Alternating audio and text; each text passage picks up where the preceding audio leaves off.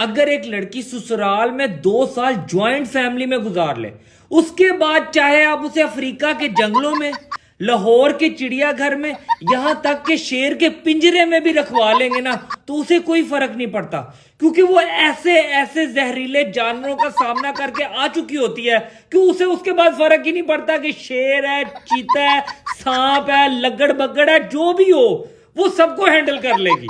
एक बार अगर उसने ज्वाइंट फैमिली। यकीन मानो मेरे दोस्त, तुम्हारा और मेरा सबर का फल चोरी हो चुका है।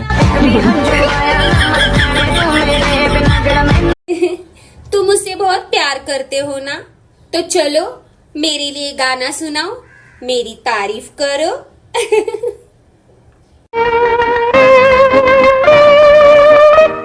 तेरी बंदर जैसी सूरत को किसी की नजर ना लगे, चश्मे लंगू